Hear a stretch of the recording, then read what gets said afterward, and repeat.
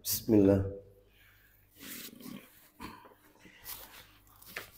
Assalamualaikum warahmatullahi wabarakatuh. Alhamdulillah alladzi bi ni'matihi tatimmus shalihat wa ashhadu an la ilaha illallah wahdahu la syarika lah wa ashhadu anna Muhammadan abduhu wa rasuluh. Ya ayyuhalladzina amanu taqullaha haqqa tuqatih wa la tamutunna illa wa antum muslimun. Amma ba'du, fa inna asdaqal hadisi kitabullah wa khairal hadi hadi Muhammadin sallallahu alaihi wasallam wa syarral umuri muhdatsatuha wa kulla muhdatsatin bid'ah wa kulla bid'atin dhalalah wa kulla dhalalatin finnar. Ikhwan wa akhwati fillah, bapak-bapak, ibu-ibu, kaum muslimin dan muslimah, jamaah majelis taklim Kiswah yang semoga dimuliakan oleh Allah Subhanahu wa taala. Kepada sahibul bait, keluarga Bapak Blegur, semoga Allah taala melimpahkan karunia rahmat dan barakah pada keluarga dan usaha beliau. Tidak ada kata yang patut kita ucapkan pada pagi hari ini, Yaumul Jumu'ah, selain rasa syukur kita kepada Allah Tabaraka wa Ta'ala atas segala karunia nikmat yang telah Allah berikan kepada kita. Salah satu di antara sekian banyak kenikmatan-kenikmatan yang Allah berikan kepada kita dan kita rasakan pada pagi hari ini adalah Allah Subhanahu wa taala kembali mempertemukan kita sekalipun pada waktu yang berbeda. Semestinya kita berada di kajian setiap Senin pekan ketiga. Namun karena satu dan lain hal, pada bulan ini kita berada di hari Jumat dan saat ini kita berada di Jumat pekan yang kelima. Mudah-mudahan langkah kaki kita, niat kita untuk menuntut ilmu tercatat di sisi Allah sebagai amalan yang diterima dan diridhoi oleh Allah Subhanahu wa taala. Lebih dari itu Bapak Ibu sekalian, pagi hari ini kita berada di hari yang sangat mulia, yaitu hari Jumat. Hari di mana Allah Subhanahu wa taala menciptakan Nabi Adam alaihissalam. Hari di mana Allah mengeluarkan Adam dari surga. Hari di mana taubatnya Nabi Adam alaihissalam diterima oleh Allah Subhanahu wa taala. Hari di mana Allah mewafatkan Nabi Adam alaihissalam. Hari di mana doa mustajab. Hari di mana tidak akan pernah terjadi kiamat kecuali pada hari tersebut. Hari di mana Allah Subhanahu wa taala menjadikan nama hari itu sebagai salah satu surat yang ada di dalam Al-Qur'anul Karim, yaitu surat Al-Jumu'ah. Hari di mana tidaklah seorang muslim meninggal pada hari tersebut melainkan kematiannya tercatat sebagai husnul khatimah. Sebagaimana Nabi sallallahu alaihi wasallam bersabda, "Ma min muslimin yamutu yaumal jumu'ah aw lailatal jumu'ah illa waqahu Allahu fitnatal qabr." Tidaklah seorang muslim yang meninggal pada malam Jumat atau hari Jumat melainkan Allah akan menjaganya dari fitnah kubur. Fitnah kubur, berbeda dengan azab kubur. Orang yang terkena fitnah kubur belum tentu mendapatkan azab kubur. Tetapi orang yang mendapatkan azab kubur berarti dia telah melewati fitnah kubur. Apa itu fitnah kubur? Pertanyaan kubur. Marrabbuka wa madinuka wa man nabiyuka. Pertanyaan malaikat, mungkar, dan nakir. Sedangkan azab kubur itu siksa kubur. Orang yang ditanya di dalam kubur belum tentu dia mendapatkan azab. Bisa jadi dia bisa menjawab pertanyaan tersebut. Tetapi orang yang diazab dalam kuburnya berarti dia telah melewati fitnah kubur. Maka orang yang meninggal pada malam Jumat atau hari Jumat, dia diberikan kemudahan oleh Allah, yaitu untuk bisa menjawab pertanyaan-pertanyaan kubur. Namun tentunya dilihat daripada masa atau amalan semasa hidupnya. Sebab Nabi SAW pernah bersabda, innamal a'malu kok biniat ya. Itu yang sering kita hafalkan ya. Innamal a'malu bi khawatimiha. Setiap amal itu bergantung pada akhirnya. Dilihat akhirnya. Baik, mudah-mudahan pada hari yang mulia ini doa-doa kita semua diijabah oleh Allah Subhanahu wa taala. Bahkan hari Jumat ini adalah hari yang paling agung, lebih agung daripada Idul Fitri dan Idul Adha. Begitulah sabda Nabi Sallallahu Alaihi Wasallam. Baik, Bapak Ibu sekalian, majelis taklim Kiswah, rahimani wa rahimakumullah. Pagi hari ini seperti biasa, kajian kita di kediaman Bapak Blegur, materinya selalu membahas tentang ensiklopedi adab Islam. Terakhir pada pertemuan yang lalu, kira-kira berapa bulan? 3 bulan ya. 3 bulan ya, hafal ya. 3 bulan yang lalu itu tentang apa? Masih ingat? Waktu itu membahas tentang apa? Adab berkurban. Karena memang momennya waktu itu adalah Idul Adha. Hari ini kita akan masuk pada materi yang baru, bab yang baru. Kita akan membahas yaitu adab bertetangga sesuai sunnah. Bertetangga sesuai sunnah Rasulullah Sallallahu Alaihi Wasallam. Adab bertetangga. Baik, Bapak Ibu sekalian, rahimani wa rahimakumullah. Sebelum kita masuk materi inti kita, maka sebagai kata pengantar atau muqaddimah, saya ingin sedikit memberikan penekanan. Perlu diketahui Bapak Ibu sekalian, ternyata manusia ini adalah makhluk sosial. Makhluk yang tidak mungkin bisa hidup sendiri. Makhluk yang butuh bantuan pertolongan orang lain. Itulah manusia. Makanya Islam mengatur masalah ini. Ternyata Islam bukan hanya agama yang mengatur masalah-masalah akidah, tauhid, manhaj, ya fikih, muamalah, dan seterusnya. Islam tidak hanya mengatur itu. Ternyata masalah-masalah yang kaitannya dengan hablum minan nas, hubungan secara horizontal, sesama manusia itu diatur di dalam Islam. Makanya di dalam Al-Quran Allah sebutkan tentang tetangga. Loh, tetangga itu ada di dalam Al-Quran, Ustadz. Iya. Allah sebutkan. Lah nanti kita akan bahas materi ini lebih jauh. Oleh karena itu Bapak Ibu sekalian, agar materi kita tentang adab bertetangga ini, adab bertetangga sesuai sunnah ini tertata dengan baik, ya, tidak melebar kemana-mana, maka kita bagi menjadi beberapa bagian. Beberapa bagian. Adab bertetangga sesuai sunnah. Apa saja itu? Bisa geser ke sini, Pak. Silakan, monggo. Masih ada tempat kok. Monggo, silakan. Silakan. Nah, silakan. Geser lagi. Iya. Nah, monggo. Nah, ya.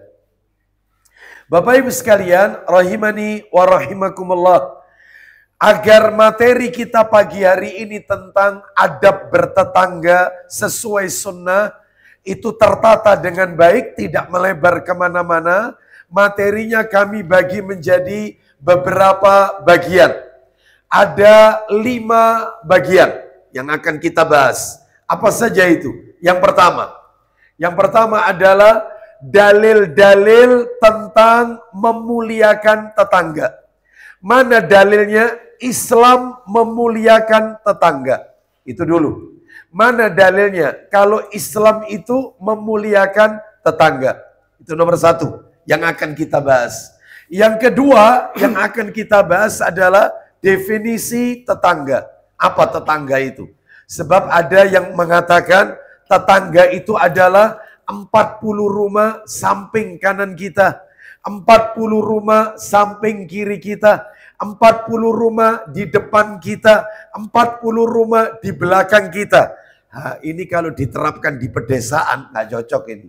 Karena di desa ini satu rumah, setelah rumah pematang sawah. Ya berkilo-kilo, ketemu rumah lagi. Lah kalau 40 rumah berapa kilo?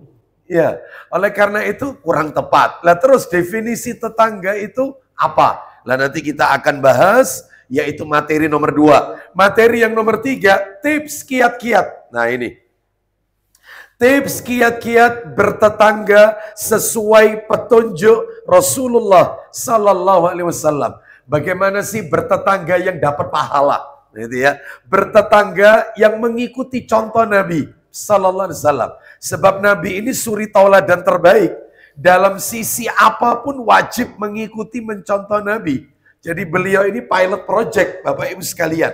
Project percontohan. Ya, dalam hal apapun, masalah perkawinan nyontoh Nabi, masalah jangan perkawinan, ibadah harus mencontoh beliau, semua hal termasuk bertetangga. Nah itu nanti nomor 3 ya, tips kiat-kiat bertetangga sesuai sunnah. Lah yang nomor 4, oh mohon maaf gak jadi 5, 4 saja ternyata. Yang keempat, sikap seorang muslim apabila disakiti oleh tetangganya. Kan ada tetangga itu yang memiliki akhlak yang buruk, perilaku yang tidak baik. Ya, lah kita sebagai seorang muslim, jika memiliki tetangga yang akhlak, attitude, budi pekerti, perilakunya tidak baik, apa yang harus kita lakukan? Sikap seorang muslim ketika disakiti tetangga, nah gitu ya, dizolimi tetangga, gitu ya. Kan ada tetangga itu kalau parkir seenaknya, ya. Kalau buang sampah nggak pernah ke tempat sampahnya karena dia nggak bayar iuran sampah, ya. Lah ada kan tetangga itu yang mungkin kalau berkata menyakiti kita dan seterusnya, macam-macam, ya. Baik, kita awali dulu satu persatu kajian kita. Yang pertama sekarang, apa tadi yang pertama? Dalil. Dalil-dalil bahwasanya Islam memuliakan tetangga. Mana dalilnya? Sebenarnya Bapak Ibu dalilnya banyak. Saya sebutkan 2 saja. Mudah-mudahan 2 ini mewakili Bapak Ibu sekalian. Dari sekian yang banyak. 2 dalil ini, 1 dari Al-Quran, yang 1 lagi hadis Nabi Sallallahu Alaihi Wasallam. Jadi imbang. Al-Quran ada, hadis Nabi ada. Ternyata tetangga ada dalam Al-Quran. Di mana itu? Ayo kita sebutkan dalilnya. Dalil-dalil Islam memuliakan tetangga. 1, firman Allah. Di dalam Al-Quran surat An-Nisa. Surat yang nomor 4 An-Nisa. Ayatnya ayat yang ke-36. Kita dengarkan murotalnya ya. Surat An-Nisa. Siap Pak Didik dibantu dibacakan terjemahannya. Kita dengarkan dulu murotalnya. An-Nisa ayat 36. Kita bacakan penggalan ayatnya saja. Sudah kena itu intinya. Ayo dibaca, silakan. Sembahlah Allah. Terus. Dan janganlah kamu mempersekutukannya dengan sesuatu pun. Baik, menyembah Allah. Jangan berbuat syirik. Lanjut. Dan berbuat baiklah kepada 2 orang ibu bapa. Setelah itu. Karib kerabat. Kemudian. Anak-anak yatim. Lalu. Orang-orang miskin. Terus. Tetangga yang dekat dan tetangga yang jauh. Berarti di dalam ayat ini tetangga itu ada 2. Ada tetangga dekat, ada tetangga jauh. Kayak apa itu? Nanti sabar. Kita akan jelaskan definisinya. Yang penting kita harus ketahui ternyata Allah memerintahkan kita untuk berbuat baik kepada tetangga. Baik itu tetangga yang dekat maupun tetangga yang jauh. Intinya disuruh berbuat baik. Ya, baik, ini yang dalil pertama ini. Dalil yang pertama. Dalil yang kedua adalah di dalam kitab Sahih Targhib wa Tarhib. Coba dibuka. Sahih Targhib wa Tarhib. Kita dengarkan. Nomornya 2570. 2570. Ada. Dari Aisyah radhiyallahu anha. Ada? Ibnu Dari Umar dan Aisyah. Iya betul. Silakan baca. Dari Ibni Umar dan Aisyah radhiyallahu anha, keduanya telah menuturkan. Nah, kita dengarkan. Rasulullah SAW telah bersabda, Mazala Jibrilu yusini biljar hatta dhanantu annahu sayuwarrisu. Silakan. Jibril alaihissalam terus berpesan kepadaku mengenai berbuat baik kepada tetangga. Apa pesannya Jibril? Ulang lagi Jibril. Jibril terus berpesan kepadaku mengenai berbuat baik kepada tetangga. Sehingga kata Rasulullah, hingga aku mengira, silakan. Hingga saya mengira bahwasanya dia akan memberikan bagian warisan kepadanya. Kata Nabi, sampai-sampai aku mengira tetangga itu bakal dapat warisan. Karena seringnya Jibril pesan. Jibril loh ini, Jibril. Malaikat Jibril itu senantiasa wasiat sama Nabi. Sing apik ambek tonggo. Berbuat baik kepada tetangga. Sampai-sampai aku mengira tetangga bakal dapat warisan. Padahal kan tidak. Ya, tetangga mana mungkin dapat warisan. Nawang bukan karib kerabat kita. Ini menunjukkan Islam memuliakan tetangga. Karena malaikat Jibril terus berwasiat agar berbuat baik kepada tetangga. Malaikat Jibril ini Bapak Ibu, yaitu Rasul dari kalangan para malaikat.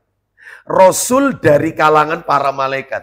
Jadi Bapak Ibu harus tahu, Rasul dari kalangan para malaikat itu ada 3. Hanya 3. Malaikat kan banyak.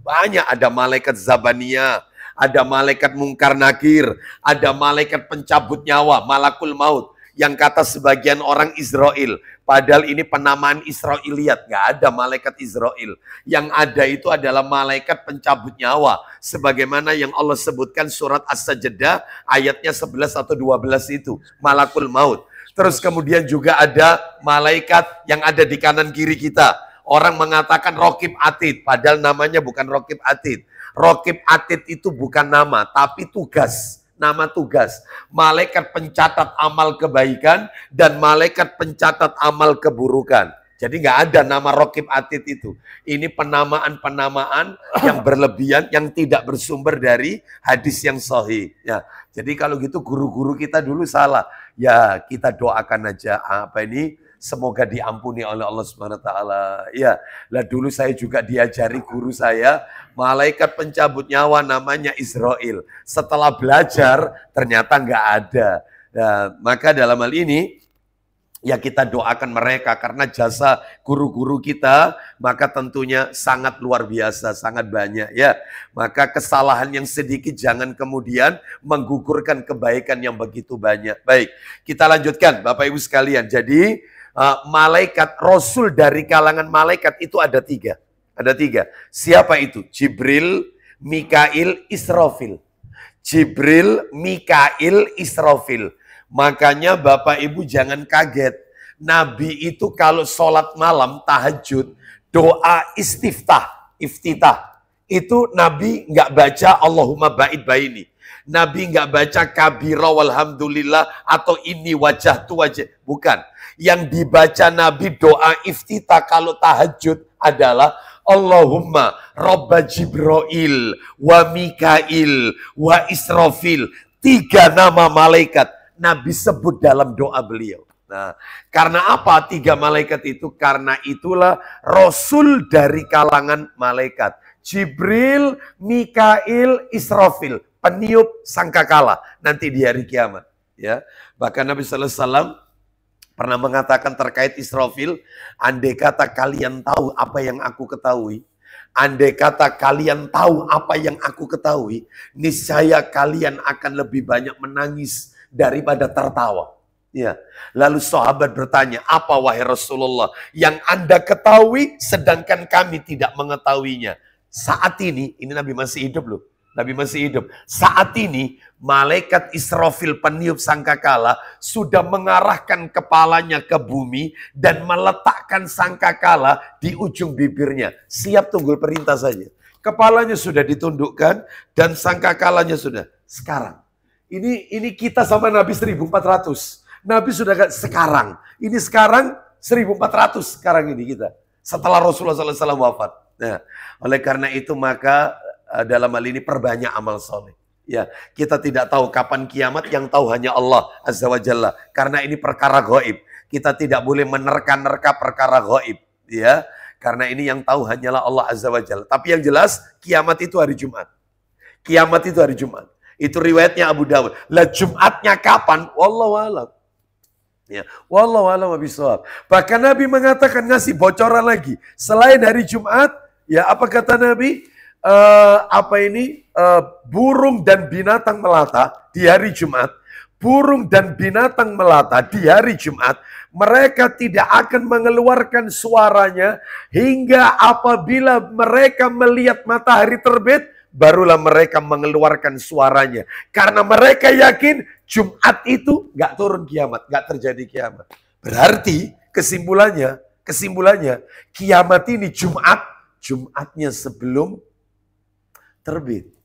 Ya, Jumatnya sebelum matahari terbit. Burung binatang melata mereka tidak akan mengeluarkan suaranya hingga apabila matahari terbit, barulah mereka tahu hari itu tidak terjadi kiamat. Berarti kalau gitu terjadinya sebelumnya. Ya, kapan Jumatnya? Wallahu a'lam bishawab. Yang tahu hanya Allah. Ya, hanya manusia saja yang tidak takut. Ya, ini binatang loh, ini hewan, tidak punya akal, itu masih takut hari Jumat, tidak mau mengeluarkan suara, khawatir hari itu hari kiamat. Ini ada manusia malam Jumat keluar dari diskotik sampai subuh. Ya, hanya manusia yang nggak takut sama Allah. Hewan tidak punya akal, takut sama Allah. Ya, makanya kalau kita mestinya orang beriman harus takut kepada Allah Azza wa Jalla. Kita lanjutkan materi kita. Lah Jibril ini pemimpinnya. Pemimpin seluruh malaikat. Kata Nabi dalam riwayat Bukhari, malaikat Jibril ini memiliki 600 sayap. 600 sayap. Satu sayapnya apabila dikepakkan, langit dan bumi memenuhi. Satu. Ini 600. Apabila seekor burung terbang, jadi dari mana ini bahu sampai ke bahu ke ini dagu Jibril. Itu ibarat burung yang terbang membutuhkan waktu 50.000 tahun baru nyampe. Burung terbang 50.000 tahun baru nyampe. Jibril, kalau malaikatnya kayak gini besarnya, terus gimana penciptanya? Allahu Akbar. Allah Maha Besar. Kalau makhluknya kayak gini, lalu bagaimana penciptanya? Ya, oleh karena itu maka inilah kekuasaan Allah Azza wa Jalla. Ini kita belum ngomong masalah arsnya Allah, kursinya Allah. Kan ada ayat kursi, wasi'a kursiyuhu samawati wal ard. Luas kursinya Allah 7 langit, 7 bumi. Kursinya Allah. Ya. Lah terus arsnya Allah. Para sahabat pernah tanya, seberapa besar arsnya Allah? Maka Nabi mengambil, nah ini anggap ini. Jadi sesuatu yang melingkar, anggap ini gelang. Pada waktu itu yang dilempar Nabi kayak gelang. Melingkar, anggap tutupnya gelas ini. Itu dilempar oleh Nabi di tengah gurun padang pasir. Saat dilempar. Kata Nabi, kalian lihat gelang itu yang aku lempar itu. Sesuatu yang melingkar, lihat wahai Rasulullah. Itu ibarat, itu kursinya Allah. Padang pasir ini, arsnya Allah. Kursinya Allah 7 langit, 7 bumi. Ini arsnya Allah, bandingannya kayak gelang tadi sama padang pasir. Ya sudahlah. Ya, maka mestinya manusia jangan sombong. Ya, harus takut kepada Allah Azza wa Jalla. Kembali ke materi kita. Jadi ini menunjukkan Islam mengajarkan kita untuk memuliakan tetangga. Baik, sekarang kita masuk materi nomor 2. Apa materi nomor 2? Definisi tetangga. Definisi tetangga. Nah, Bapak Ibu tadi sudah dengar ayatnya. Surat apa tadi dalam Al-Quran tentang tetangga tadi? An-Nisa ayat 36. Tetangga ada berapa tadi? Ada 2. Ada tetangga apa tadi? Tetangga dekat dan tetangga jauh. Baik, ya ini definisinya ini. Tetangga dekat, saya nukilkan perkataan Al-Hafidz Ibnu Hajar Al-Asqalani rahimahullah yang kami nukil dalam kitab Fathul Bari di juz yang ke-17 halaman 154. Fathul Bari juz 17 halaman 154. Ini karyanya Ibnu Hajar Al-Asqalani. Ternyata tetangga dekat itu maksudnya adalah tetangga yang beragama Islam. Tetangga beragama Islam. Itu. Sedangkan tetangga jauh itu non-muslim. Selain Islam. Yang tidak seakidah dengan kita. Jadi mohon maaf kalau di samping kanan kiri rumah Pak Belgur atau di depan itu maaf non-muslim. Ya, tidak seakidah dengan kita. Meskipun kalau kita buka pintu rumah, depan sama hadap-hadapan sama rumahnya, itu tetangga atau jauh. Jauh itu jauh. Meskipun beda blok, beda klaster, keluar dari VBR. Ya, VBR 3, ya, keluar. Tapi muslim, tonggo ide. Maksudnya dibedakan ini gimana? Maksudnya semakin tetangga itu dekat, haknya lebih dipenuhi. Contoh, kita ingin memberi sesuatu. Mana Ustadz yang harus saya dulukan, Ustadz? Ya, silakan Mas, silakan. Ya. Mana yang harus saya dulukan, Ustadz? Ini ya. Maka tetangga yang dekat dulu. Meskipun depan rumah itu adalah tetangga kita. Maka tetangga yang dekat yang muslim dulu diutamakan. Meskipun beda blok. Sedangkan tetangga depan, non-muslim, itu tetangga jauh. Setelah tetangga dekat, kita beri. Jadi semakin dekat dengan kita, maka itu haknya lebih kita utamakan. Ya, Ustadz, kalau gini gimana Ustadz? Contoh kasus. Saya itu punya tetangga Ustadz, depan rumah Ustadz. Depan rumah. Terus non-muslim, orang kafir. Baik, tapi dulur ya Ustadz. Saudara dari ibu saya. Jadi saudara ibu saya itu ada yang non-muslim. Lah rumahnya depan saya. Cuman beda akidah. Ya apa Ustaz? Mana yang harus saya utamakan? Nah ya, yang harus diutamakan adalah satu yang muslim. Yang muslim. Nah, yang muslim sekalipun dia tidak seakidah, bukan tidak meskipun dia bukan family dengan kita, muslim. Setelah itu family kita, meskipun berlainan akidah. Setelah itu non muslim yang lain yang tidak family dan tidak seakidah dengan kita. Begitu seterusnya. Jadi intinya adalah lebih mendahulukan muslim, ya. Tapi kalau misalnya Ustadz ada beda blok muslim dan masih family. Wah ya tambah lebih berat lagi. Harus Anda dulukan. Sudah muslim family lagi. Ya itu ya. Baik. Saya yakin Bapak Ibu sudah punya gambaran. Di dalam Al-Quran tetangga ada 2. Ada tetangga dekat, ada tetangga jauh. Itu di surat An-Nisa tadi ayat 36. Baik sekarang kita lanjutkan. Adapun, nah sebentar. Adapun perkataan sebagian orang. Tetangga itu adalah 40 rumah samping kanan, samping kiri, 40 rumah di depan kita, 40 rumah belakang kita.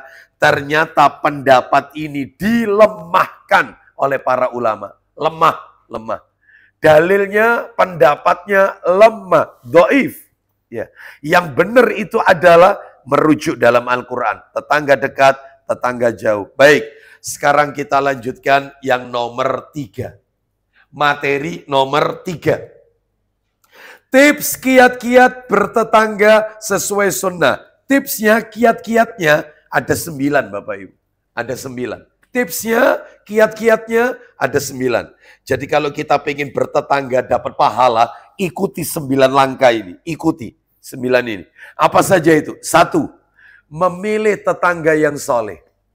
Memilih tetangga yang soleh. Loh terus gimana? Maksudnya gimana? Jadi maksudnya adalah sebelum kita memutuskan untuk tinggal di daerah itu, maka kita harus lakukan survei lokasi. Ya iyalah, ya seperti itu dilihat, ya tetangga kanan kirinya, ya gimana, ya di situ ada masjid apa enggak, ya ini ada masjidnya Pak Blegur. Di pintu keluar ya, baik, seide lah kurang lebih ya. Itu gimana muslimnya dan seterusnya. Selain itu, surveinya di waktu-waktu yang, maaf ini, waktu-waktu yang weekend misalnya, waktu libur, dilihat. Hari Sabtu, dilihat. Gimana hari Sabtu malam Ahad, bapak-bapaknya gimana? Oh ternyata di perumahan itu atau di tempat itu, bapak-bapaknya kalau Sabtu malam Ahad suka kumpul-kumpul. Ya, setelah itu kalau ada wanita lewat suka godain. Yang direk, gak aman di situ berarti. Anda jangan tempat situ, jangan dijadikan tempat itu. Iya, seperti itu. Dilihat ibu-ibunya. Oh ternyata di perumahan itu ibu-ibunya rajin taklim, ada majelis taklimnya. Maka boleh tinggal di situ. Jadi harus selektif. Kenapa? Nah, nih. Ada dalilnya Bapak Ibu. Ayo coba Pak Didi, Sahih Targhibnya. Nomornya 2700 Sahih Targhib wa Tarhib. Ya. Nomornya 2576. 2576. 2576. Ada ya? Dari mana itu? Sa'ad bin Waqqas. Sa'ad betul. Sa'ad bin Abi Waqqas radhiyallahu an. Silakan. Dari Sa'ad ibni Abi Waqqas radhiyallahu an, dia menuturkan. Kita dengarkan, menarik ini. Apa kata Nabi? Rasulullah SAW telah bersabda. Isinya? 4 hal yang termasuk kebahagiaan. Ulang lagi. 4 hal yang termasuk kebahagiaan. Orang itu kalau pengen happy, bahagia, punya 4 ini. Orang kalau sudah punya 4-4-nya, enak sudah. Hidupnya nyaman sudah. Apa saja? Pak Didi. 1. Istri yang solihah. Punya pasangan hidup soleh-soleha. Suaminya soleh, istrinya soleha, nyaman. Tapi kurang ini, kurang. Nomor 2. Tempat tinggal yang luas. Tempat tinggalnya luas. Gede-gede. Ya, makrong-makrong. Itu ya. 2 itu ya. Nyaman. Nomor 3. Tetangga yang saleh. Nah, tetangga yang soleh. Ya. Yang terakhir nomor 4. Dan kendaraan yang nyaman. Nyaman kendaraannya, mewah, enak. Punya 4-4-nya ini, selesai. Iya. Iya. Kenapa Mas? Cukup ya. Gak cukup itu Mas ya. Lebih dari cukup itu ya.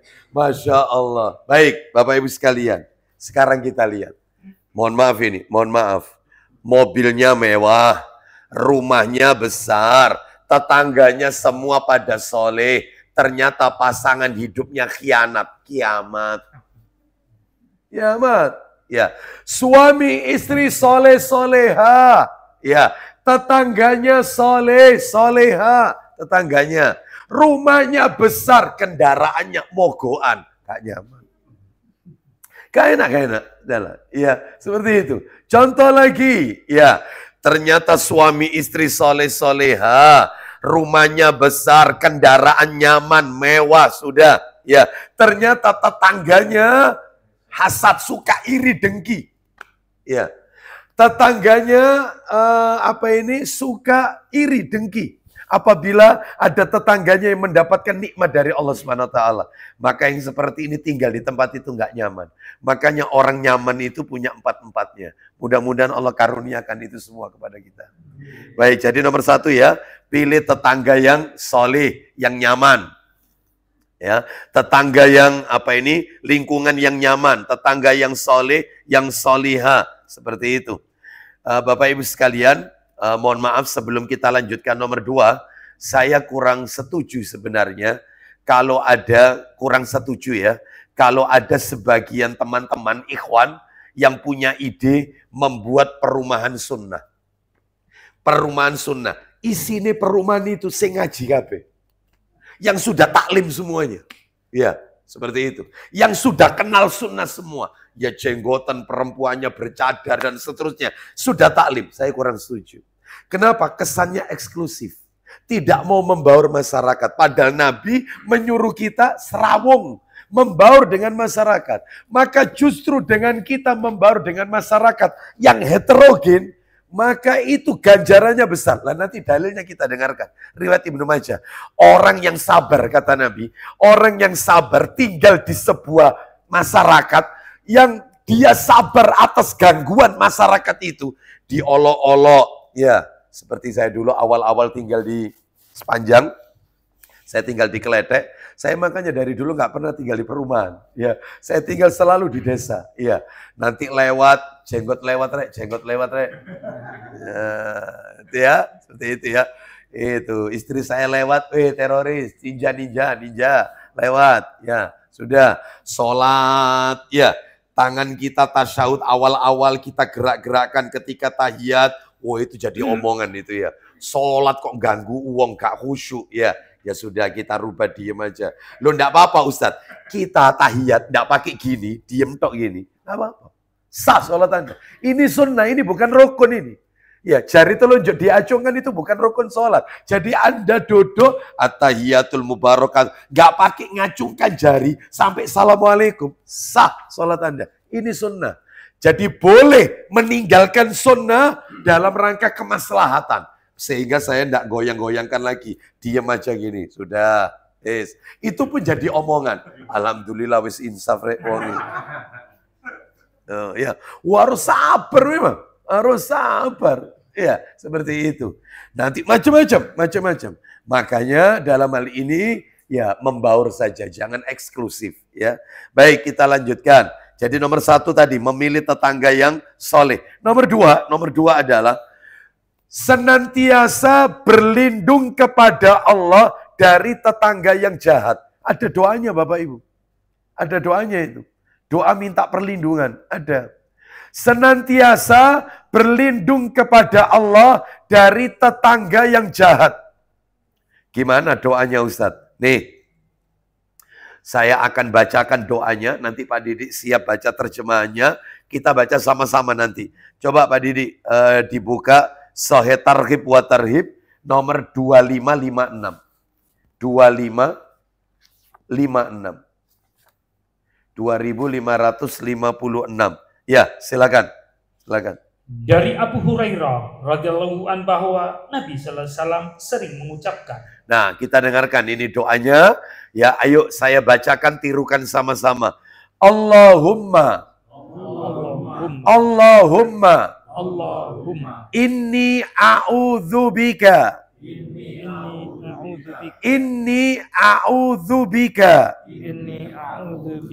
min jarisu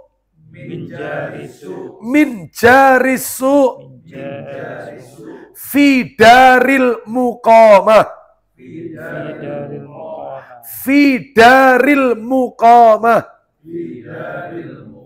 Silakan artinya Pak Didi. Ya Allah. Ya Allah, sesungguhnya aku berlindung kepadamu dari tetangga yang buruk di tempat tinggal. Nah, ya Allah, aku berlindung kepadamu dari tetangga yang jahat di tempat tinggalku. Stop sampai di situ.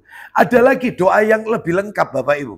Itu saya baca di dalam buku yang ditulis oleh Ustadz Yazid Jawas. Rahimahullah. Kumpulan doa. Mudah-mudahan Bapak Ibu banyak yang punya ini. Kumpulan doa dari Al-Quran dan As-Sunnah. Jadi doanya itu begini. Doanya itu. Ini agak lengkap ini.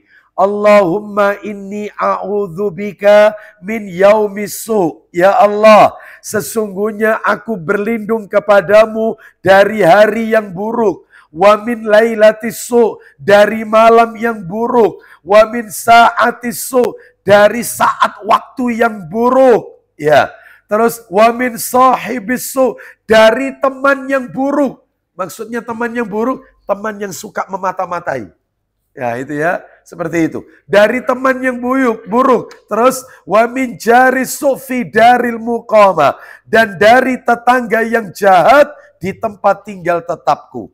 Jadi berlindung dari yang buruk apa saja tadi? Hari yang buruk, malam yang buruk, waktu yang buruk, teman yang buruk, tetangga yang buruk. 5 hal kita berlindung kepada Allah. Nah itu silakan dibaca. Kalau kita banyak berdoa seperti ini, maka Allah akan pilihkan kita tetangga-tetangga yang soleh.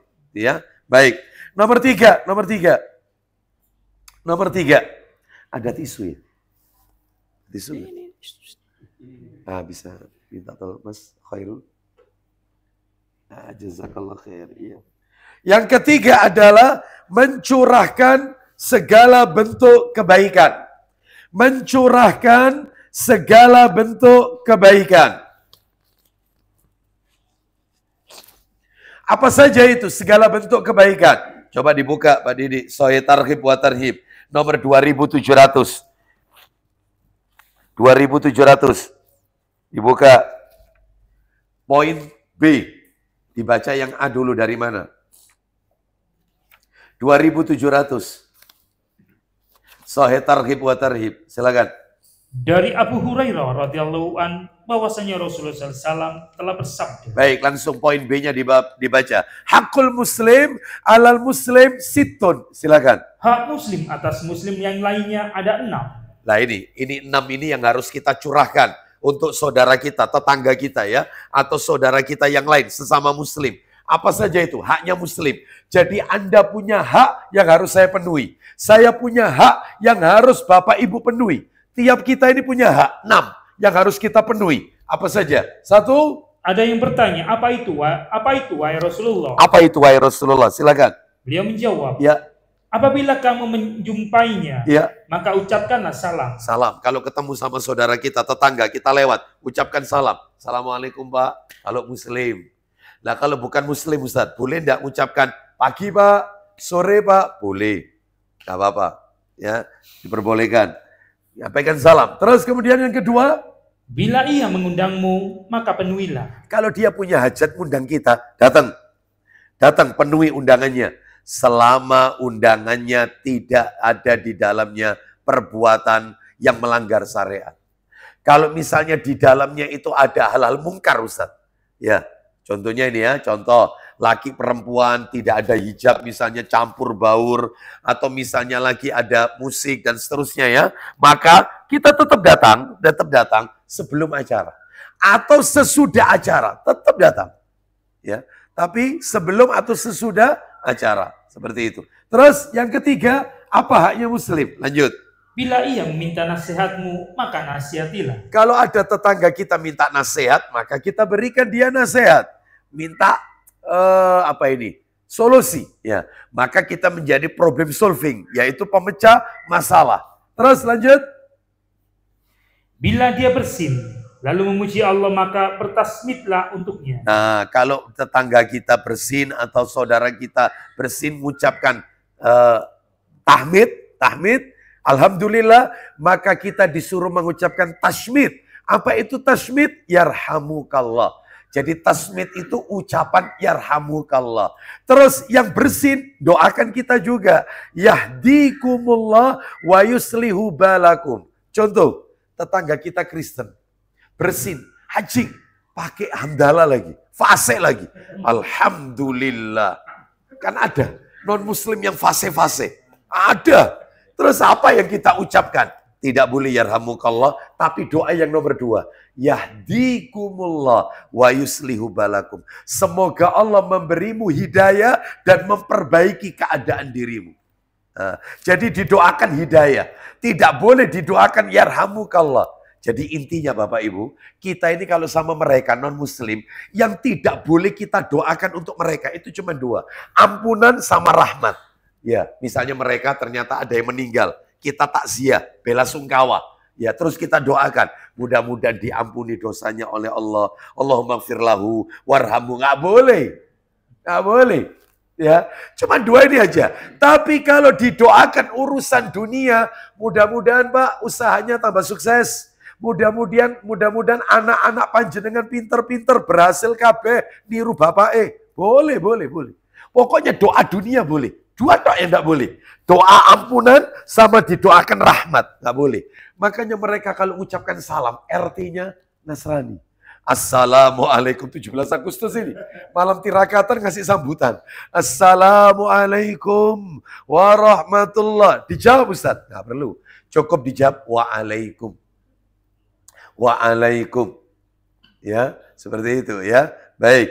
Jadi Yang seperti ini kalau misalnya mereka mengatakan, lu kok kok nggak dijawab salam saya? Ya itu sudah jawaban itu. Salam. Kenapa? Jawab salam. Oh ya jangan. Jangan menyerupai salam-salamnya mereka ya. Salum, Om Santi apa? Om Santi. Ya, Om Santi atau namo budaya, salam kebajikan. Ini nggak boleh. Sudah assalamualaikum ditambahi lagi. Ya ini namanya apa itu istilahnya salam apa itu? Tempel. Bineka, betul. Ya. Toleransi. Mohon maaf, kita lanjutkan. Jadi nggak boleh. Cukup salam. Lah kalau saya RT Ustaz, warga saya banyak yang Nasrani.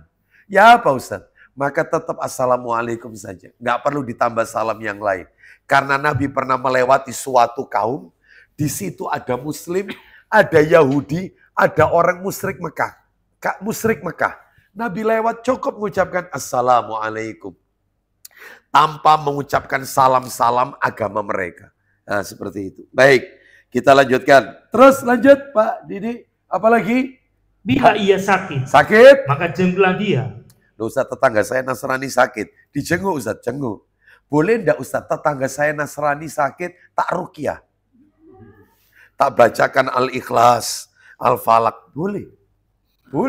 Ya, sebab di zaman Nabi ada kepala suku yang tersengat kalajengking dan dia bukan Muslim. Sahabat melewati desa tersebut, kehabisan bekal. Lalu mereka para sahabat minta makanan kepada penduduk setempat. Kata penduduk setempat, kami akan memberikan kalian makanan asalkan kalian bisa menyembuhkan kepala dusun kami.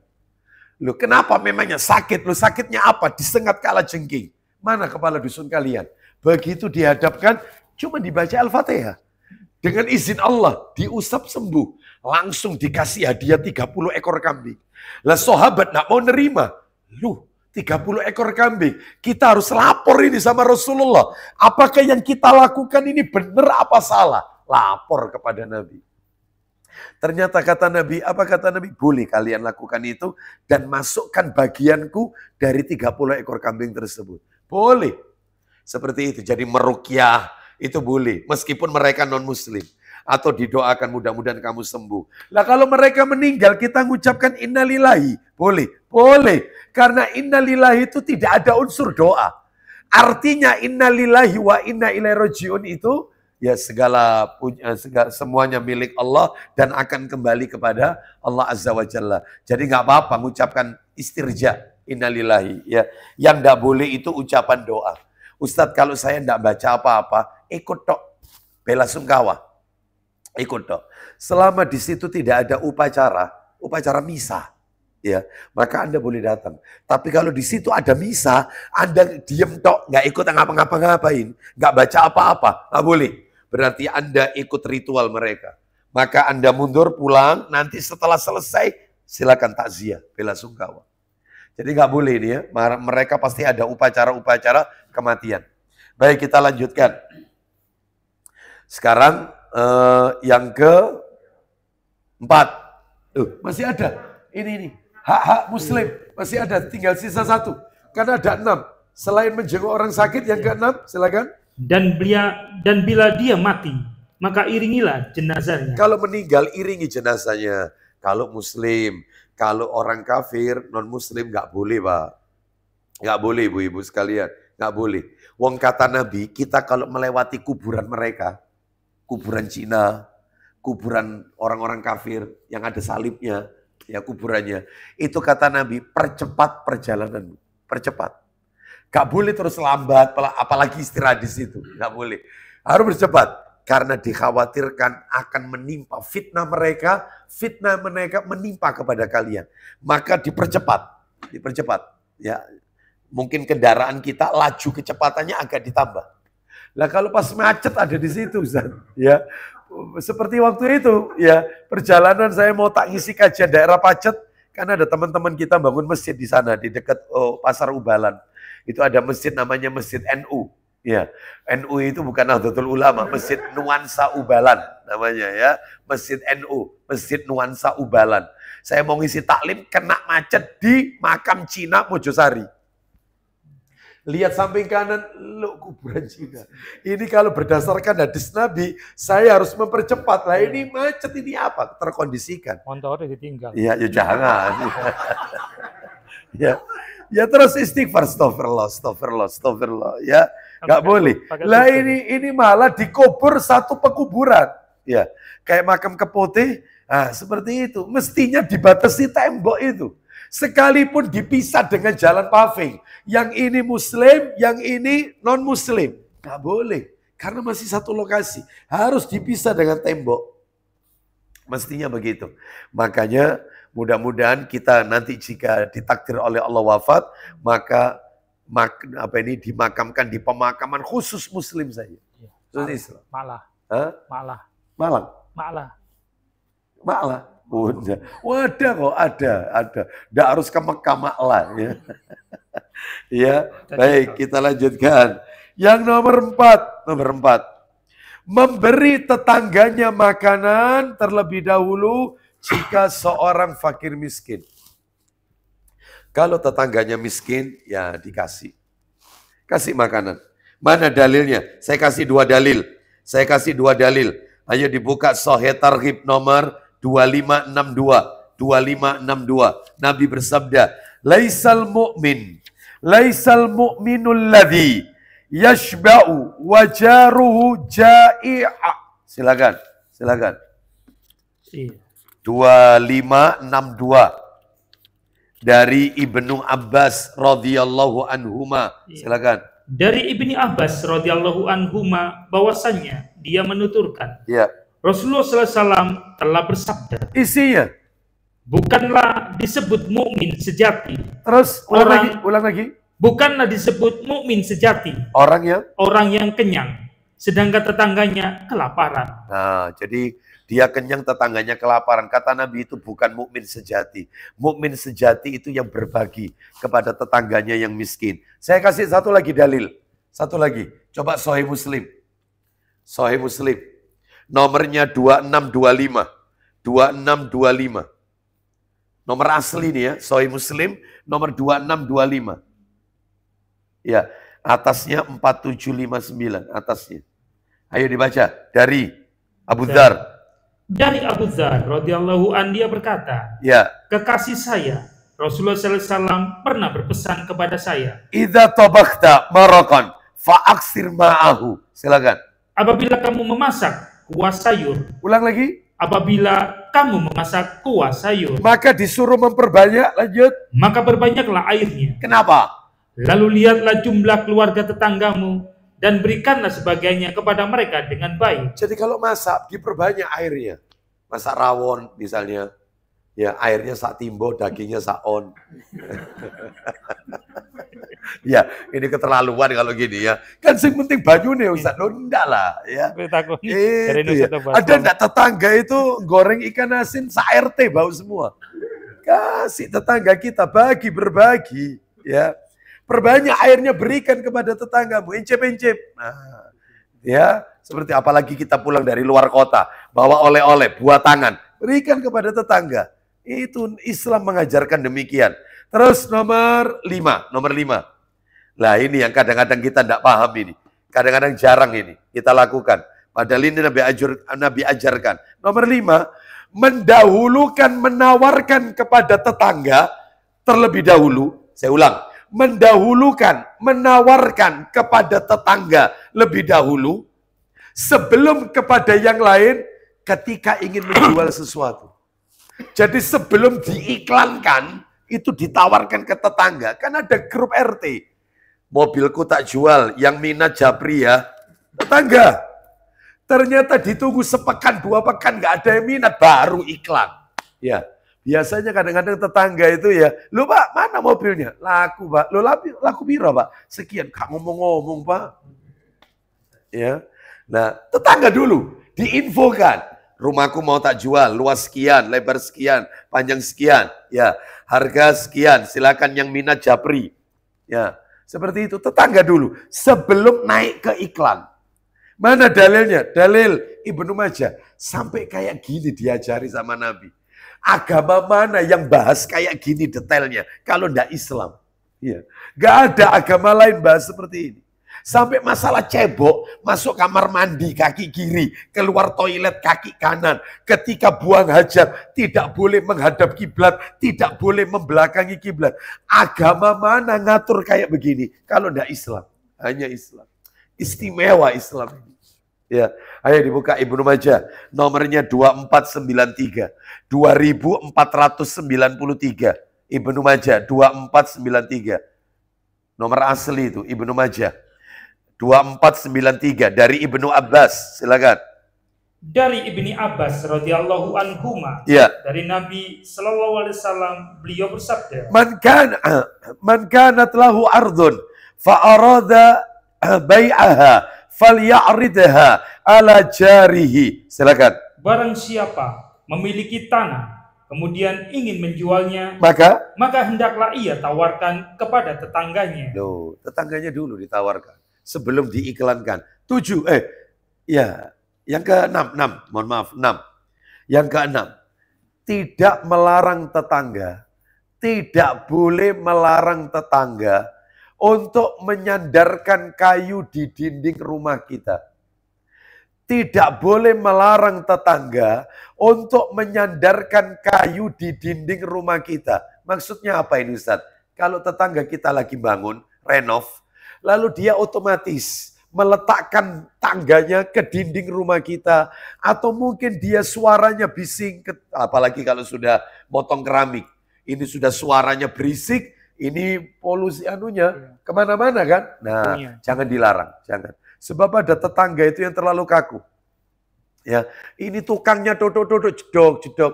Wahai wong turu. Ya Allah, kita dulu juga seperti itu kok. Ya, artinya kita juga bangun, ya, juga berisik, ya. Itu. Terus kemudian naik di atas atap rumah kita. Dia misalnya pada waktu meninggikan. Maka dalam hal ini kalau memang ada yang pecah tinggal kita sampaikan aja. Yang luas gitu loh. Yang fleksibel dengan tetangga. Jangan terlalu kaku. Namanya orang punya hajat. Kadang-kadang naruh pasirnya, ternyata mungkin nurunkan pasirnya tidak pada tempatnya. Sehingga mengganggu arus lalu lintas kendaraan kita. Maka yang luas saja. Ya, berikan kelonggaran kepada tetangga kita. Seperti itu. Mana dalilnya? Dalilnya Sahih Bukhari. Nomornya 2463. 2463. 2463.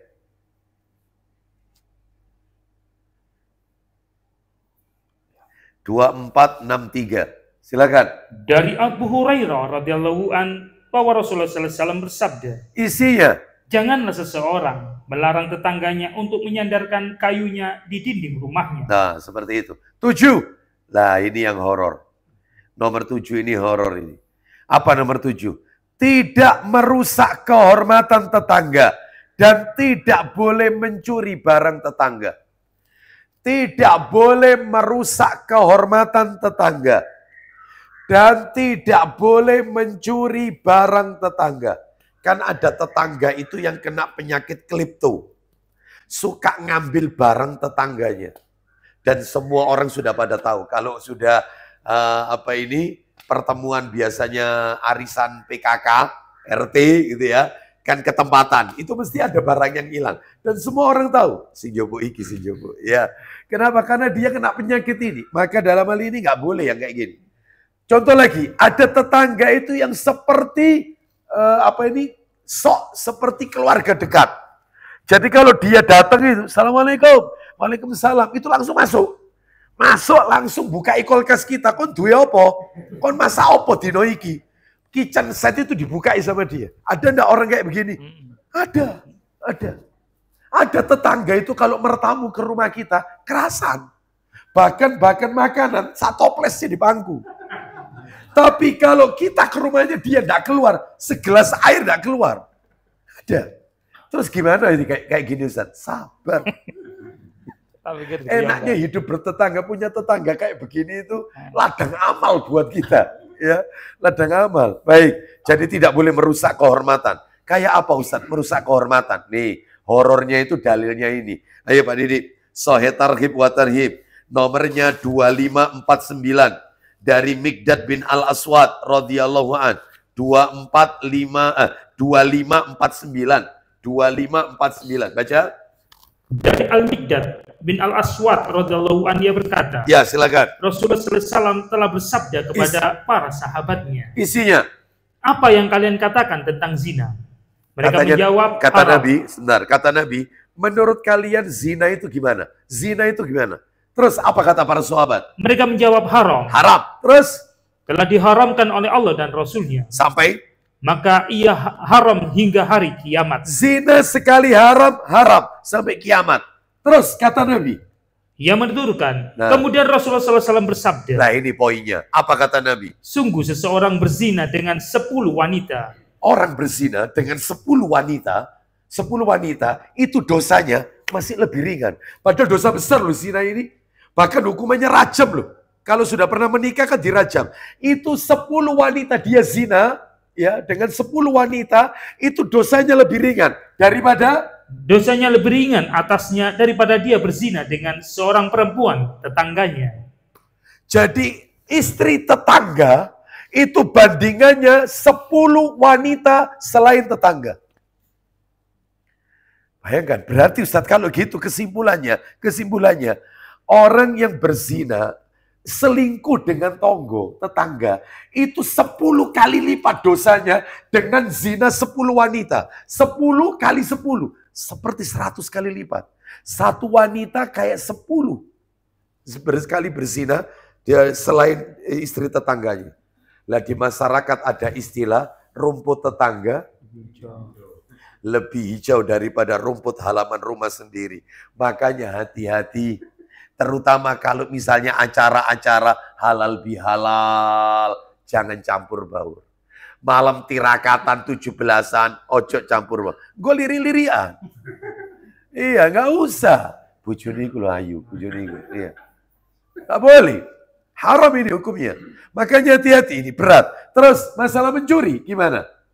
Beliau bersabda, apa yang kalian katakan tentang pencurian? Mencuri, padahal mencuri itu potong tangan loh, hukuman dalam Islam. Terus? Mereka menjawab, ia telah diharamkan oleh Allah dan Rasulnya, maka ia haram. Sampai hari kiamat. Terus? Beliau bersabda, Iya. sesungguhnya seseorang mencuri dari 10 rumah, dosanya lebih ringan atasnya daripada ia mencuri dari tetangganya. Loh, merampok 10 rumah itu lebih ringan daripada mencuri rumah tetangganya. Tuh, coba ya. Jadi dia dalil. Hah? Jadi dalil. Nyolong nang jopo. Ya tetap namanya mencuri ya. Apapun itu, meskipun itu 1 rumah, 2 rumah, tetap haram. Ya, baik. Itu nomor 7. Nomor 8. Tidak boleh menyakiti tetangga lisan maupun perbuatan. Tidak boleh menyakiti tetangga dengan lisan maupun perbuatan. Nggak boleh. Nggak boleh. Bapak Ibu sekalian, mohon maaf ini. Bapak Ibu tadi kan mencatat nomor 7. Apa nomor 7 tadi? Tidak boleh merusak kehormatan sama tidak boleh mencuri barang. Lah yang nomor 8 tidak menyakiti tetangga. Baik lisan maupun perbuatan. Kata para alim ulama, mendolimi manusia itu bentuknya ada 3. Ternyata 3-3-nya ada di nomor 7 sama nomor 8 tadi. Mendolimi manusia, dolim kepada sesama manusia, itu bentuknya 3. 1, yang pertama, merusak kehormatannya. Tadi ada di nomor 7. Yang kedua, ya menyakiti fisiknya. Contohnya, mukul, membunuh, itu termasuk itu. Tawuran antar kampung, itu masuk. Nyakiti fisik. Yang nomor 3 adalah dengan merusak nama baiknya. Dengan apa? Ghibah, mencaci maki, ya, digosipin, ya. Berarti masuk nomor 8 ini, nyakiti tetangga. Baik, jadi itulah 3 bentuk mendolimi manusia. Lah 3-3-nya tidak boleh kita lakukan kepada tetangga kita. Mana dalilnya? Ayo dibuka Sahih Targhib wa Tarhib. Nomor hadisnya 2560. 2560. 2560. Ayo. Dari Abu Hurairah radhiyallahu an, dia berkata, silakan. Dari Abu Hurairah radhiyallahu an ia menuturkan, Silakan. seorang laki-laki berkata, Iya. wahai Rasulullah, sesungguhnya si fulana terkenal banyak sholat. Wahai Rasulullah, si fulana. Kalau fulana berarti laki atau perempuan? Perempuan. Kalau fulan laki, berarti yang dibicarakan ini perempuan. Ulang lagi, sesungguhnya si fulana terkenal banyak sholat. banyak sholatnya, sholat wajib, sholat sunnah. Terus sedekah, sodakonya banyak sodakonya. Terus dan puasanya Ramadan, Senin, Kamis, Ayamul Bid, puasa Daud, Asyura, Arafah. Wih, lengkap. Semua puasa sunnah dilakoni. Terus tetapi namun ia selalu menyakiti tetangganya dengan lidahnya. Lisannya suka nyakiti hati tetangganya. Maka beliau bersabda, ia di neraka. Orang itu di neraka tempatnya. Sholatnya banyak. Pokoknya belum minallahnya oke. Vertikalnya bagus. Belum minallah oke. Hafal Quran. Tapi yang betonggo gak beres. Maka gak bisa masuk surga. Tidak mendapatkan tiket masuk ke surga. Cacat hablum minanasnya. Sebaliknya Mbak Didi, lanjutkan.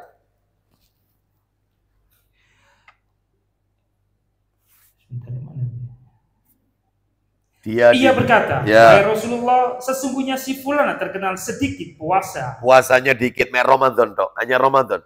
Senin, Kamis, Ayamul Bid, pokoknya 6 hari di bulan Syawal. Nggak dia lakukan, hanya Ramadan aja yang wajib. Terus sedekahnya cuma zakat aja. Infak sodako enggak. Terus dan sholatnya sedikit, maksudnya yang wajib-wajib aja. 5 waktu. Qobliyah ba'diyah kadang-kadang. Tapi yang wajib dilakukan. Sedikit. Ibadahnya, sholatnya dikit. Lanjut teruskan. Dan ia suka bersedekah dengan potongan-potongan keju. Saking sedikitnya sampai diibaratkan potongan-potongan keju. Kecil-kecil. Sodakonya dikit. Terus. Dan ia tidak menyakiti tetangganya dengan lidahnya. Dia tidak pernah nyakiti tetangga dengan lisannya. Keberadaan dia di masyarakat itu dinanti oleh banyak orang. Semua tetangga senang sama dia. Karena lisannya nggak pernah nyakiti orang. Apa kata tetangganya? Wong iki atine mas 24. Apa mas 24? Emas 24 karat. Nggak pernah hasad, nggak pernah sombong, nggak pernah ujub. Lisannya baik, nggak pernah ganggu orang. Lisannya baik. Maka kata Nabi, beliau bersabda, ia di surga. Ia di surga tempat. Jadi kalau kepingin tahu penghuni surga, lihatlah cara dia bertetangga. Kalau dia baik sama tetangga, mudah-mudahan itu termasuk penghuni surga. Tapi ibadahnya tetap ya, jangan gak usah sholat, si penting ambil tonggo. Jangan ya tetap ya, ibadah tetap ibadah ya. Baik, kita lanjutkan nomor 9. Terakhir penutup ini 9 ini, saling memberikan hadiah, suka ngasih hadiah, saling memberikan hadiah. Mana dalilnya? Dalilnya ini kitabnya tidak ada. Saya bacakan aja kitab Adabul Mufrad, Bapak Ibu sekalian. Nomornya 594, pendek hadisnya. Kalau ditulis di papan tulis atau di kertas, tidak sampai 5 cm. Apa sabdanya Nabi? Dari Abu Hurairah radhiyallahu anhu, dia berkata, Nabi sallallahu alaihi wasallam bersabda, tahadu tahabbu. Hendaklah kalian saling memberi hadiah, maka kalian akan saling mencintai. Sering berilah hadiah, kalian akan tumbuh rasa kasih sayang. Ya, Adabul Mufrad nomor 594 itu dalilnya. Sekarang kita masuk materi penutup. Materi nomor 4. Betul ya? Nomor 4. Apa nomor 4 terakhir? Sikap seorang mukmin jika disakiti oleh tetangganya. Sikapnya gimana Ustadz? Ada 4. Hanya 4 saja sikap kita. Kan ada tetangga itu yang agak resek itu ada, ya. Itu baik, nggak nyaman ya, kita tinggal di situ nggak nyaman karena dia suka mengganggu kita. Apa yang harus kita lakukan? 4, ada 4. Satu. Balaslah dengan kalimat yang lembut. Balaslah dengan kalimat yang lembut. Jadi jangan dikata-katai dengan kalimat yang kasar, jangan. Tapi yang lembut. Dalilnya, ayo dibuka surat nomor 25 Al-Furqan. Surat 25 Al-Furqan ayatnya 63. Wa ibadur rahmanil ladzina yamshuna 'alal ardi hauna wa idza khatabahumul jahiluna qalu salama. Ayo, ayat 63. Ayat 63. Baca. 2563. Surat 25 Al-Furqan ayat 63. Ayo. Dan hamba-hamba Allah yang Maha Penyayang itu ialah Siapa itu? orang-orang yang berjalan di atas bumi dengan rendah hati. Orang-orang yang berjalan di atas muka bumi memakai prinsip ilmu padi. Semakin berisi, semakin merunduk. Dia tidak congkak, dia tidak arogan, dia tidak sombong, dia tidak ujub. Itu ciri pertama ini. Hamba Allah yang maha pengasih. Ciri kedua, lanjut. Dan apabila orang-orang jahil menyapa mereka, Kalau dia dijahili orang, disakiti orang, apa yang dia katakan? mereka mengucapkan kata-kata yang baik atau salam. Salam. Ya, kalau dia diganggu orang, dia mengucapkan assalamualaikum. Ya, diganggu orang, dia mengucapkan salam. Tidak kemudian membalas dengan kata-kata yang buruk, tidak boleh. Nomor dua, sikap kita. Berusaha untuk menjadi orang yang pertama kali menyapa. Jadi kalau Anda disakiti tetangga, berusahalah menjadi orang yang pertama kali nyapa. Assalamualaikum, gak dijawab. Kita deketin lagi. Pak, assalamualaikum, gak dijawab. Padahal dia dengar. Sampai 3 kali ini. Assalamualaikum. Tetap gak dijawab. Apa kata Nabi? Maka saat itu seluruh dosa kita yang pernah kita lakukan diangkat oleh Allah, diberikan semua ke orang itu. Semua. Tapi Anda jangan kemudian pengen dosaku, pengen. Jangan. Ini nambah dosa lagi yang kayak gini. Jangan. Ya. Allah, terus kemudian Anda keraskan. Alhamdulillah. Dosaku kon pek kabeh. Jangan. Tak Ya. pikir ditoyor. Jangan. Ha? Tak pikir ditoyor. Hei. Ya, jangan. Ayo baca dalil. Sahih Targhib wa Tarhib 2758. 2758. Sahih Targhib wa Tarhib jilid 5. Silakan ayo. Dari Aisyah radhiyallahu anha bahwasanya Rasulullah SAW bersabda, Isinya. tidak boleh. Ulang lagi. Tidak boleh seorang muslim memutus hubungan dengan muslim lainnya lebih dari 3 hari. Baik, itu sebenarnya arti yang benar. Tidak boleh seorang muslim itu tidak bertegur sapa, siwak, kak wawu, codaan lebih dari 3 hari. Makanya kalau ada seorang suami jengkel kepada istrinya, maka dia lebih memilih diam, mogok bicara. Daripada nanti keluar lisannya kata-kata yang buruk, sak kebun binatang diucapkan semua, lebih baik dia memilih diam. Itu boleh. Dia ngambil opsi diam. Sampai istrinya berkata, Mas, kamu kok diamkan aku? Apa ngamuk tak kamu? Suaminya cukup mengatakan, jangan bicara. Diam. Boleh, tapi tidak boleh lebih dari 3 hari. Kalau lebih, istrinya tolong. Suruh mengingatkan. Mas, tolong dino ini mas. Tolong dino. Dalilnya mas, Sahih Targhib 2758. Tidak boleh lebih dari 3 hari. Ya kon meneng no aku, tolong dino. Ini 4 hari, nggak boleh. Kalau pernah Abu Aslam. Kalau pernah Abu Aslam. Baik, kita lanjutkan. Ya, maka solusinya dari Abu Aslam. Ya. Kita lanjutkan. Bapak Ibu nggak usah diteruskan ya. Sensitif ini. Kita lanjutkan. Jadi tidak boleh mendiamkan selama ini lebih dari 3 hari. Maka lanjut. Faida laqiyahu sallama alai salasa marratin. Silakan. Apabila berjumpa dengannya, lalu memberi salam kepadanya 3 kali. Namun semuanya itu dia tidak membalasnya. 3 kali loh ini salam, gak dijawab sama dia. Padahal dia ini dengar. Lanjut. Maka sungguh dia pulang dengan membawa dosa orang yang memberi salam. Wih, bawa semua dosanya. Kayak gitu. Ya. Baik, Bapak Ibu sekalian, rahimani wa rahimakumullah. Ini kadang-kadang beda madhab. Gak saling bertegur sapa. Beda madhab. Ya. Yang satu jenggotan, yang satu gak jenggotan. Itu kadang-kadang gak mau mengucapkan salam. Gak boleh, wong sama-sama muslim. Ustadz, hukumnya nyampaikan salam itu apa? Sunnah. Kalau jawab salam, wajib. Ustadz, kalau misalnya ini ada orang benci sama kita, ya apa caranya saya menyampaikan salam? Lawang dia ini tinggalnya jauh. Sering-sering kirim salam. Kita ketemu sama keluarganya, kirim salam ya. Temenan tak kamu ini kirim salam? Iya, sungguhan kirim salam sama dia. Sampaikan salam saya. Nah itu. Sering-sering kirim salam. Itu bagian dari mengucapkan salam itu. Bapak Ibu sekalian. Ya.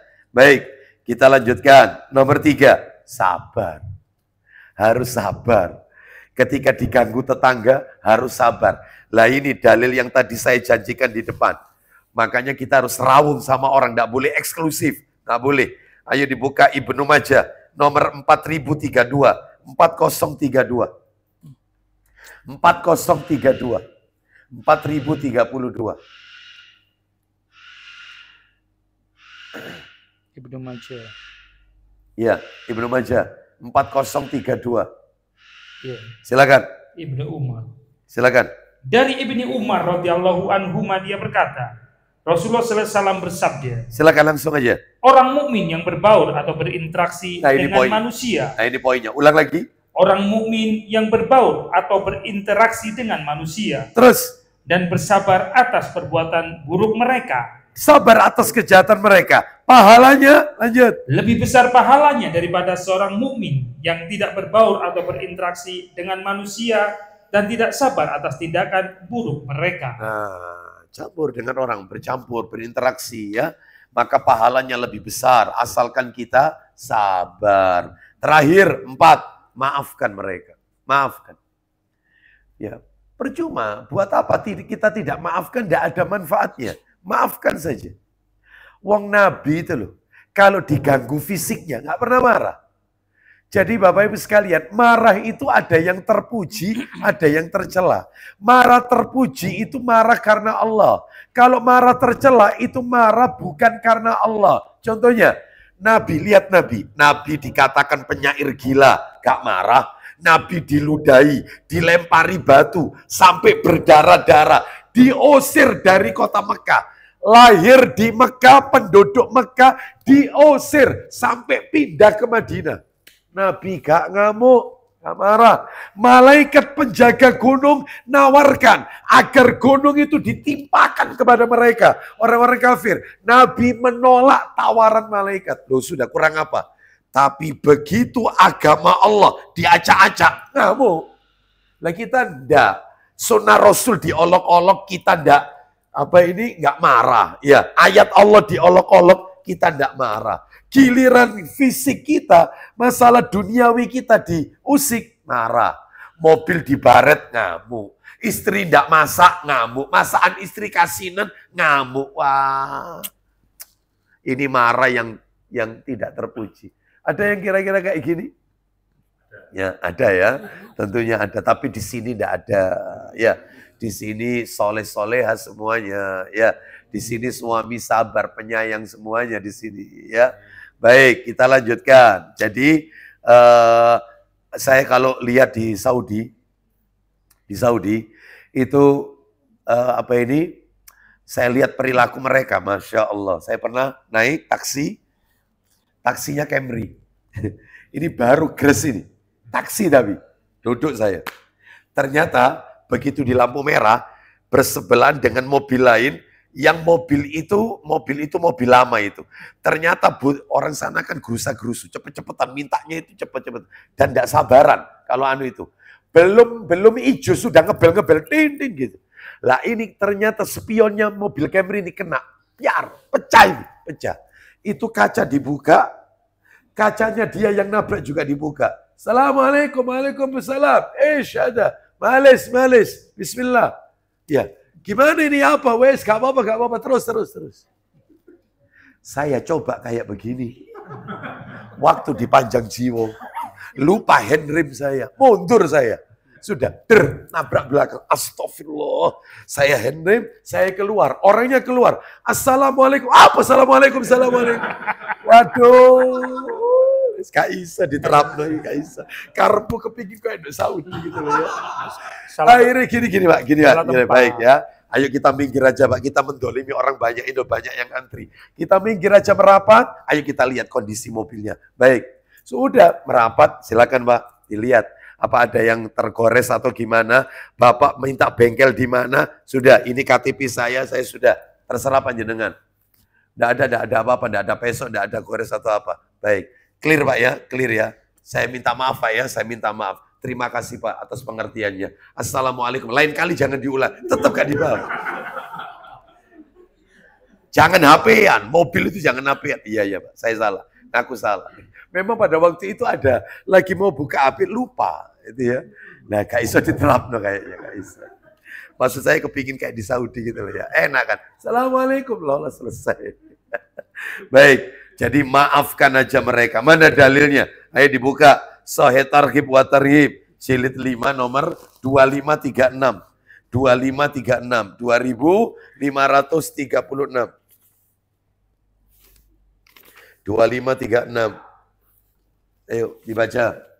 Silakan. Dari Uqbah bin Amir radhiyallahu an, ia menuturkan. Ya. Kemudian saya berjumpa Rasulullah SAW, lalu saya menggandeng tangannya dan berkata. Apa kata Uqbah bin Amir? Wahai Rasulullah, ya, sampaikanlah kepadaku mengenai amal-amal yang paling utama. Akhbirni bifawadilil a'mal. Beritahukan kepadaku amal apa yang paling utama di dalam Islam. Apa kata Nabi? Beliau bersabda, silakan. Satu, wahai Uqbah, silman qata'aka. Silakan. Jalinlah hubungan dengan orang yang memutus hubungan denganmu. Bersilaturahimlah dengan orang yang memutuskan hubungan dengan dirimu. Kalau kita baik sama orang, orang itu baik sama kita, impas. Gak ada added value, nilai tambah. Tapi kalau kita misalnya orang itu jahat kepada kita, gak mau nyapa kita, dia usil dengan kita, tapi kita tetap berbuat baik. Lah itu yang namanya nilai tambah.